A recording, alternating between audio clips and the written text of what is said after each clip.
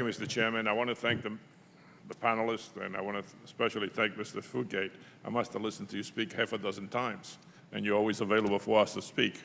You know, my gripe is always the same. And when you were telling the story regarding the Arkansas school, and then another storm came by and destroyed it, why do, if a storm destroyed a school, why do we build another school that can be destroyed by a storm? Why can't we build that in a stronger, more storm, how can I say it? I'm looking for a word, but I can't think of it. But just to be able to withstand the storm. Why is it that we have to build it the same way? Well, sir, previously, before the Sandy Recovery Improvement Act, FEMA would have to look at whatever the local building codes were, and that's what we built back to, and anything above that would be mitigation.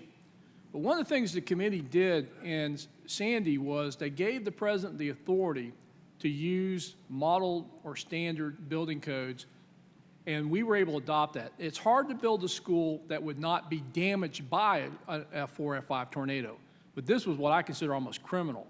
We'd build it back without a safe room. So we took the work the International Code Council had done to develop standards for safe rooms to provide those tornado-hardened rooms to withstand the F5 tornadoes, so at least we were saving lives. And President Obama directed that we find a better solution after more. Well, the committee had given us a tool that allowed us to go above what the local building codes were and began using that to put in safe rooms in all new construction after disasters. When we rebuild, if it's substantially damaged and it was a school, we're going to put a safe room in there. So that was one of the things you did recognize on the committee, that many times when we're rebuilding, even if state and local codes weren't strong enough, FEMA should be building that into the repairs without having to do cost-benefit analysis or defaulting back to just mitigation, that it should be based upon the best science, best available data at the time of the damage to build back to, and really look to build to the future risk.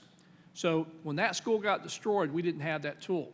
After that, we started building back, and so after Moore, Oklahoma, FEMA's policy has been to use the tools we got in the Sandy Recovery Improvement Act. Unless the jurisdiction says no, we will not fund rebuilding substantially damaged schools without safe rooms. We may not be able to stop all the damage in a tornado, but we want to make sure that we can provide survivable space for those children if a tornado threatens again. Thank you. You know, sometimes I think it's just common sense, some of the things that we just don't do. You know, I lived when Sandy was very, in New Jersey, where it was very damaging. And I remember going to the train station and just the electrical boxes were put on the floor. I mean, nobody thought at the time to put these electrical boxes on the floor that one day they were going to get wet. So now they decided to put them up on the ceiling.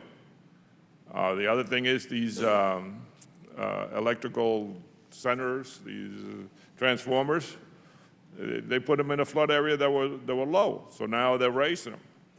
But the problem in New Jersey, you also have people want to live on the beach, but they want to live on top of the beach. And to me, that was always a problem, even when I was in the state legislature. You just can't build sometimes in areas where they are now. And I don't know how you educate people. You know, I've been working on this, this National Mitigation Investment Act with Carlos Curbelo from Florida to try to provide incentives for the states. But what actually works? What is the most effective incentive that you can give a state to do some sort of mitigation work, other than money?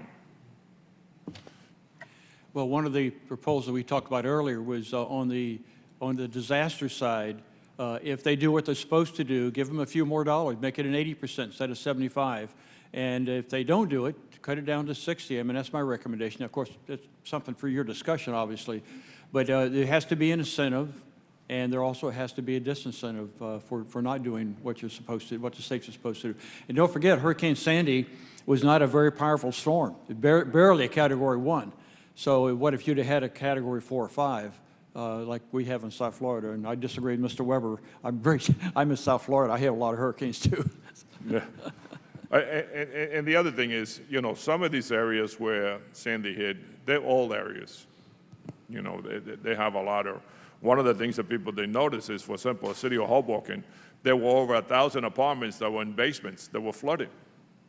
And that was an issue with the insurance companies. You know, in urban areas that are really densely populated, people do live. And, you know, now you had to fight the insurance company because they didn't want to pay. So, you know, this whole thing is just difficult to work through sometimes. Thank you very much, and thank you for being here.